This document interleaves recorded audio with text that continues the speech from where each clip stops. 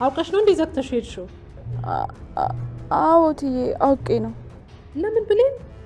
የኔ ህይወት እንዲበላሽ ስለምፈልግ ነው። እቺ ምቀኛ መልሽልኝ እንጂ ለምንድን ነው እንዲህ ያረግሽው? እትዬ ምክንያቱም ብነግርሽ አታምኚኝም። ስለዚህ ከምነግርሽ ደግሞ ለምን እንዳደረኩት ባሳይሽ ይሻላል። ያኔ ትረጅኛለሽ፣ ምናልባትም ታመሰግኝኝ ይሆናል። እቺ እባብ አውቄባት ነበር። አልማዝን ይዛት ልትመጣ ነው። አሁን ምንም አይነት ንግግር አልፈልግም። ቶሎ ተመለሽና በሩን ክፈችልን። ለመውጣት የቸኮለ ሰው አለ። ቶሎ ነይ። ይቅርታ እትዬ፣ አልከፍትም። በጣም አዝናለሁ። ምን? አልከፍትልሽም? አዎ እትዬ፣ ሁሉንም ነገር ላንቺ ብዬ ነው የማደርገው። አንቺ በውሸት ታውረሻል። እየተፈጠረ ያለው ነገር ምንም ልታውቂው አልቻልሽም። እኔ ደግሞ እንደ ልጅ ይሄን ነገር እንድታዩ የማድረግ ግዴታ አለብኝ።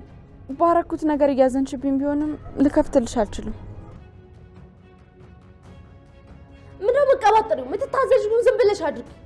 ቃል ለምን እንደዚህ እንደምትሆኝ አውቃለሁ፣ ግን አሁን መልሼ ልንገርሽ፣ መቼም አይሳካልሽ።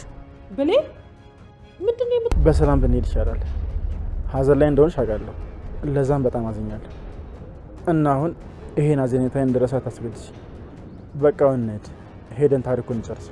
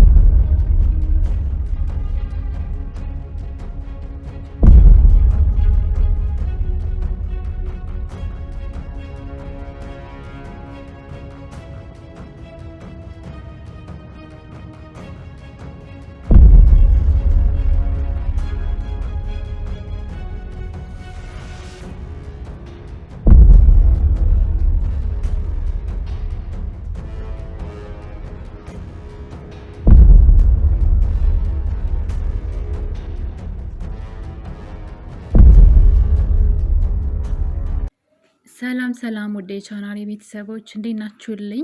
እንኳን ወደ እኔ ቻናል በሰላም መጣችሁ። በአደራ ድራማ በክፍል 68 ላይ እንግዲህ ብሌንና ዳግም ወይዘሮ አልማዝ በህይወት መኖሯን ደርሰውበታል ማለት ነው። እንግዲህ ወይዘሮ አልማዝ እስከ ዛሬ ድረስ እየተደባበቀች ስትኖር ነበረ። እንደምታዩት ስትሄድ እንኳን ራሷን ሸፍንፍና አድርጋ እንዳትታየና እንዳትታወቅ አድርጋ እንግዲህ በባህሉ ትዕዛዝ ለብዙ ጊዜ ራሷን ደብቃም ከሰፈሯ ርቃ ሌላ ቦታ ስትኖር ነበረ። ነገር ግን እንግዲህ ቤተሰብ ሲሞትባት ወደ ሰፈሯ ተመልሳለች። የሚገርመው ነገር ግን ይቺ አልማዝ የምትባል ሴት እዚሁ እነ ሰላም ሰፈር እዚሁ የእነሱ ጎረቤት ሆና ነው እንግዲህ የምትኖረው። ብሌንና ዳግም በቀላሉ ነበረ በእድር ቤት ነው እንግዲህ የእድር ሰው ሲሞት የእድር እቃ ምናምን ይከራዩ የለ እንግዲህ በዛ ነው። በዚህ ሰሞን ቤተሰብ የሞተበት ሰው ሀዘን ላይ ያለ ሰው ከእናንተ የእድር ዕቃ የወሰደ ሰው እንግዲህ አጣሩልኝ ሲባል ነው በገዛ ሰፈራቸው ነው እንግዲህ ሁሉ ድራማ ሲሰራባቸው የነበረው። ሙታለች ተብሎ ተስፋ ተቆርጦ በተለይ ሰላም እና ዳግም ማለት ነው ሙታለች ብለው ተስፋ የቆረጡባት ሴትዮ ግን እሷ በነፃነት እየኖረች እንግዲህ ሰላም በጣም ስትሰቃይ ነበረ። ብዙ ነገር ሆናለች በእሷ የተነሳ። ይህን አጋጣሚም እንግዲህ አቶ በኃይሉም እንዲሁ ቃልም ሲጠቀሙበት እያየን ነበረ። መጀመሪያውንም አልማዝ እንዳልሞተች ሲያውቁ ሴትዋን ለዚህ ዓላማ ነበረ አንዴ ሙተሻን በሰላም አእምሮ ሙተሻን፣ ስለዚህ እንደ ሞትሽ ሆነሽ ተደብቀሽ ኑሮ ነበረ ሀሳባቸው። ይህንን ነገር እንግዲህ ቃል ራሷ ተስማምታበት ነበረ። ነገር ግን እርስ በርሳቸው እንግዲህ በእሷ የተነሳ መከዳዳት ጀምረዋል። በኃይሉ ለብቻ ሰላምን ገንዘብ ይጠይቃታል። ቃል ደግሞ ሰላም በእሷ ምክንያት አእምሯ እንዲታወክና እንድትታመም ትፈልጋለች። ታዲያ እንግዲህ ሰላም በጣም ታማ ሕክምና ሁሉ ገብታ ነበረ በዚህ ሴት የተነሳ። ዳግም በአካል አግኝቷት ነገር ግን እኮ ሞታለች ብሎ በቃ ራሱን አሳምኖ ስለነበረ ነገሩን ዝም ብሎ ነበር የቆየው። ነገር ግን አልማዝን በአይኑ ነበር ያያት እና እንግዲህ ነገር በዚህ እንዳለ ነው ያ ጉዳይ እንግዲህ በኃይሉ ብዙ ነገሮችን አደረገ፣ ብዙ መንገዶችን ተጓዘ። የሰላምን ንብረት በእጁ ማግኘት አልቻለም። ጭራሽ ሰላም ወንድሜ አይደለም ብላ ከቤቷ መንቅር አባረዋለች። በዚህ የተነሳ የሰላምን ንብረት የሚያገኝበት መንገድ አጥቷል። በኃይሉ ዙሪያውን ዝግትግት ያለበት እዛ ቤት እንድትወጣ ደግሞ ዋና ተዋና የሆነችው ደግሞ ቃል ራሷ ናት። እንግዲህ ክዳው መጥፎ ሰው እንደሆነና እሷ ትክክለኛ ልጅ እንደሆነች ያው የምርመራውን ውጤት ብቻዋን የቀየረችው ማንንም ሰው ሳታማክር የብሌንን ጸጉር በማድረግ ብሌን ትክክለኛ ልጇ ስለሆነች የሰላም ማለት ነው ጸጉሩን በእሷ በብሌን በመቀየር የእሷን ጸጉር እንግዲህ እሷ አሁንም አሸናፊ ሆናለች። ይህ ነገር ለሁሉም ሰው እንቆቅልሽ ነው። በኃይሉም ግራ ተጋብቷል። አንዳንዴ ስታወራ ራሱ የምርች ልጅ ግን የሰላም ልጅ ናት እንዲህ ብሎ ግራ እስኪጋባ ድረስ ስቲል አሁን ድረስ ይጠራጠራል በኃይሉ። እውነት ግን ቃል የሰላም ልጅ ናት እንዴ ማለት እኔ ተሳስቼ ነው ወይ ብሎ እስኪል ድረስ ምክንያቱም እሱ የሚያውቀው ብሌን እንደሆነች ነው እና እውነት ነው እንዴ ብሎ ራሱን ጥያቄ ሁሉ ገብቶ ነበረ። እንዳያችሁት ይሄ የቃል እንግዲህ የብቻዋ ሚስጥር ነው። እንዴት አድርጋ ውጤቱ እንደቀየረችው አይታችኋል። በትውስታ እንዳሳየችን ከሆነ ማለት ነው ማንም ሰው ሊጠረጥር አይችልም። ውጤቱ ራሱ ነው የተሰራውና የሰላም ልጅ ውጤቱን ቀይረው አይደለም። በነገራችን ላይ ለመከራከር ራሱ አይመችም። ውጤቱን አይደለም የቀየረችው ናሙናውን ነው መጀመሪያውን የቀየረችው ቃል ማለት ነውና ዶክተሩ ደግሞ እንግዲህ የወሰደውን ናሙና በደንብ ሰርቷል። ነቅሎ ከራሷ ከጸጉሯ ላይ ነቅሎ የወሰደውን ጸጉር ሰርቷል። ሌላ ጸጉር አልተሰጠውም እና ውጤቱ ሊቀየር አይችልም። ውጤቱ የሰላም ልጅ ናት ብሎ ቃልን ሊሰራ የሚችለው ገንዘብ ተከፍሎ ሊሰራ የሚችል ሌላ ዶክተር ቢሰራው ነበር። ራሱ በእጁ ጭብጥ አድርጎ የወሰደውን ነገር እዛው ሰርቶ ነው ያመጣውና እንግዲህ ውጤት 99% ቃልና ሰላም እናትና ልጅ ናቸው ሲባል በጣም ለበኃይሉ ራሱ ጥያቄ ነበር የሆነበት ግራ እስኪጋባ ድረስ ማለት ነው። እንዴት ተቀየረ? እንዴት ሊቀየር ቻለ ውጤቱ ብሎ ማለት ነው። እና እንግዲህ ለሁሉም እንቆቅልሽ የሆነው የቃል ውጤቱን መቀየር ነው። ታዲያ ከዛ በኋላ እንግዲህ ይህን መሆን ብላ ነው ያደረገችው። ይህን አጋጣሚ ተጠቅማ በኃይሉን ከቤት አባራለች። በልጅነቱ አሰቃይቶ ውጭ አውጥቶ የጣላት እሱ እንደነበረ እንዲን ተናግራ ማለት ነው። የብሌንን ታሪክ ያጠናች ነው የምትመስለው። እና እንግዲህ ነገር ሁሉ ተናግራለች። ብሌን ግን አንዳች ህይወቷ ላይ የምታስታውሰው ነገር የለም። ምክንያቷ ምን እንደሆነ ባላቅም ምንም ነገር አታስታውስም። እንደውም ካያችሁ ብሌን ለመጀመሪያ ጊዜ ወደ ሰላም ቤት ለሰራተኝነት ስትመጣ አቶ በኃይሉ በሩን ከፍቶ ያያታል እና በድንጋጤ ነበር። እንደውም የሆነ ነገር ከኪሷ አውጥቶ ሊወጋት ሁሉ ነበረ። ምክንያቱም የሰላም ትክክለኛ ልጇ ሰተት ብላ ቤታቸው ስትመጣ እሱ ደግሞ የሰላምን ንብረት ለመውሰድ የውሸት ልጅ ባመጣበት ቅጽበት ትክክለኛ ልጇ ሰራተኛውና ቤቷ መጣችና በኃይሉ ደንግጦ ነበረ በሰዓቱ ሲያያት እና ብሌን ነሽ ወይ ብሎ ሁሉ ጠይቋታል። አዎ ነኝ ትለዋለች። እና እንግዲህ አይኑን ግልብጥ አድርጎ ፍጥጥ አድርጎ በማስፈራራት ነበረ ቢላ ነገር ሲያወጣ የነበረው ከኪሱና በመጨረሻ ሰላም ስትመጣ ነው እንግዲህ የተረጋጋው። ነገር ግን እሷ ግን አታውቀውም እና እሱ ያወቀችውና እውነት ልታጋልጠው ልታዋርደው የመጣች ነው የመሰለውና ብሌን ለምን እንደሆነ አላውቅም የቀድሞ ህይወቷን ምንም አታስታውስም። ምክንያቱ ምን ይሁን ምን አይታወቅም። ታዲያ ቃል ግን የብሌንን ታሪክ አስመስላ እንግዲህ እንዴት አድርጎ ውጭ አውጥቶ እንደጣላትና እንዴት እንደተሰቃየች ከዛ እንግዲህ ያሳደጓት ሰዎች ከየት አግኝተው እንደወሰዷት ሁሉ ስትናገር በኃይሉን ራሱ አሳምነዋለች። በመደንገጥ ማለት ነው። ከየት ነው ይህንን ሁሉ ገጣጥማ ልታወራ የቻለችው በማለት አቶ በኃይሉ ሲገረም እያየነው ነበረ። ራሱ እንግዲህ ያመጣት ልጅ በራሱ ምንድነው የዘራውን ሰው የዘራውን ያጭዳል እንደሚባለው አቶ በኃይሉ በአመጣት በቃል ተከዳ፣ ከእህቱ ጋርም ተጣላ። እህትየዋም ልታዳምጠው እንኳ አልፈለገችም። ቃልም ትክክለኛ ልጅሽ አይደለችም ብሎ ቢናገራትም መስማት አልፈለገችም። ወዲያው የቃልን ድምፅ ነበር የሰማችው። ታዲያ እንግዲህ በዛ ሰዓት ደግሞ ሰላም ስሜታዊ ያደረጋት ነገር ውጤቱ ነው። መጀመሪያ ቃል ውጤቱ እውነት ሆኖ ሲመጣ ያኔ ልጅ ብለሽ እንዳጠሪኝ እኔ ትክክለኛ ልጅሽ ሁኜ እያለ አንቺ ግን ተጠራጠርሽ ብላ እኔና አንቺ እናትና ልጅ አንሆንም ብላ አስፈራርታት ስለነበረ ታዲያ ቃል ነው የተፈጸመው ነው የሚባለው ማለት የተናገረችው ነገር ነው። የቃል የተናገረችው ነገር ሆነ። ውጤቱ እውነትም እሷ ልጅ ሆና ተገኘች።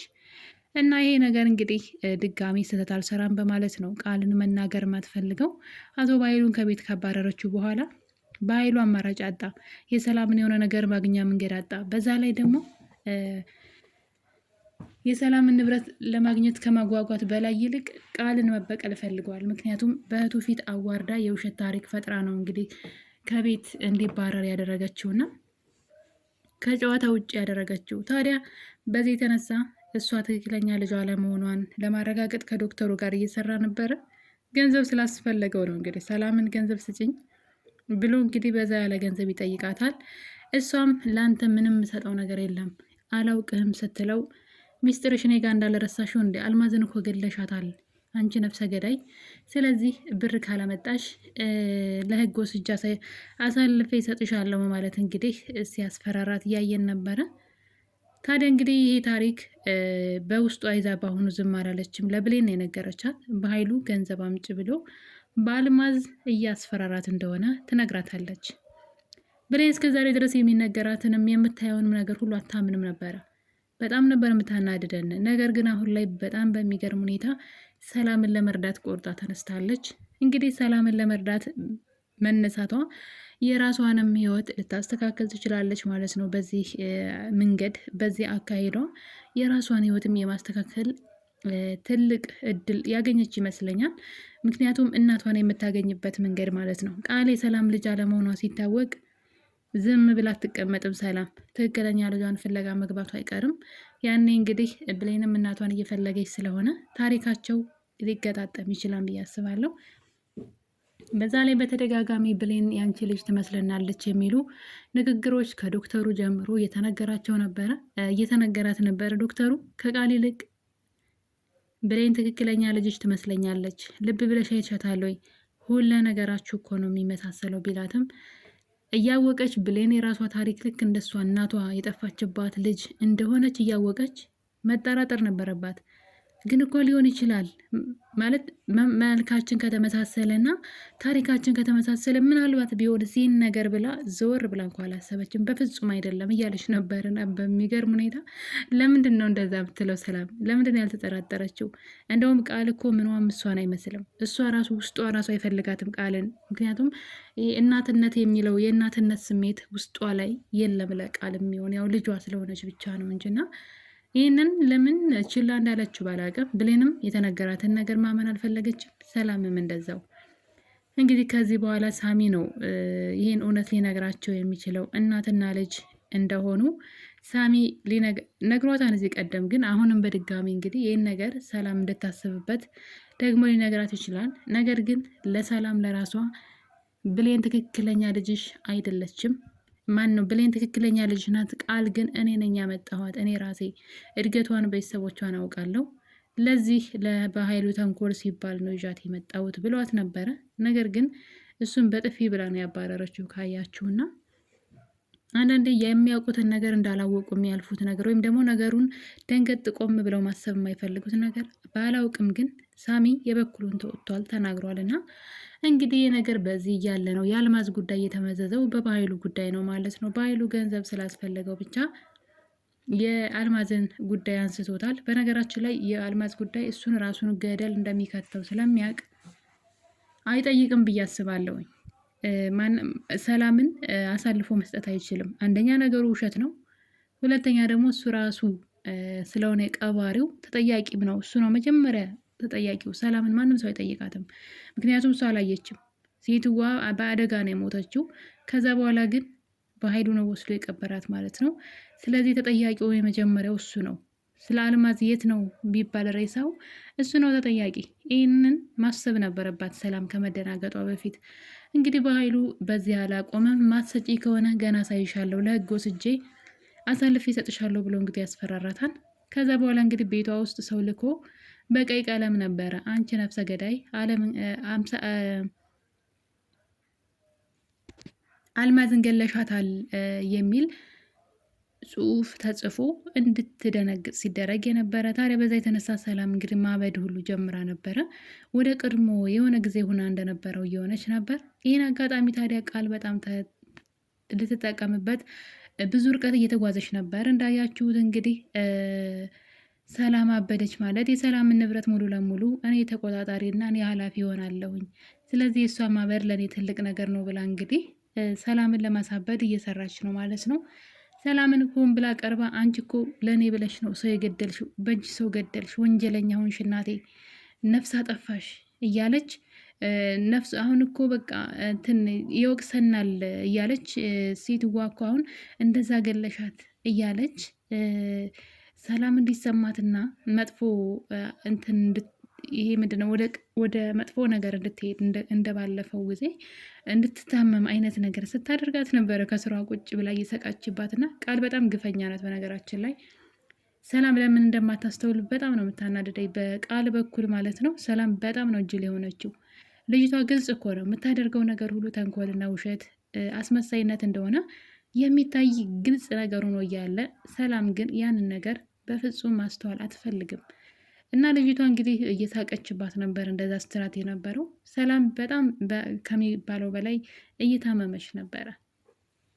ይህን ነገር የተመለከተችው ብሌን ታዲያ እንግዲህ ይህን ነገር ማለት በጣም ነገሩም ሲታሰብ ማለት ነው ቆም ተብሎ ሲታሰብ አልማዝ ቤተሰቦቿ እንዴት ዝም አሉ? አንዲት ሴት ልጅ ላምጣ ብላ ከቤት ወጥታ ሄዳ በዛው ስትቀር ህግስ እንዴት ዝም አለ? ቤተሰቦቿስ እንዴት ዝም አሉ? በሚል እንግዲህ የአልማዝን አድራሻና ቤተሰብ ፍለጋ ገብታለች ማለት ነው። በዛም የተነሳ እንግዲህ የተሳካለት ስራ እየሰራች ነው። ግን በዚህ መሀል ሰላም አንድ ጥፋት ልታጠፋ ተነስታለች። እሱም በህልሟ እንግዲህ በኃይሉ እሷ በጣም ታማ እሷንም ልጇንም ከቤት መንቅሮ ሲያስወጣቸው ከእሷ ቤት ማለት ነው ታያለች። ቤቷን ውርሶት ማለት ነው። በዛ የተነሳ እንግዲህ ነገ አንድ ነገር በሆን ልጄን በኃይሉ አውጥቶ ነው የሚጥላት ብላ ንብረቷን በልጇ ስም ለማድረግ ጠበቃ ይዛ መታ እያናገረች ነበረ። ይህን ነገር ብሌን ትመለከታለች። ነገሮች ሁሉ እየተበላሹ እንደሆነ አየች። ታዲያ ሆን ብላ ቃል ደግሞ ሰላምን ለማሳመም ስትሞክር የማይሆኑ ነገሮችን እየተናገረች የወንጀል ፕሮግራሞችን እየከፈተች ሰላም እንድትፈራና እንድትታመም ስታደርግ ትመለከትና እንግዲህ አልማዝን ፍለጋ ትገባለች ብሌን።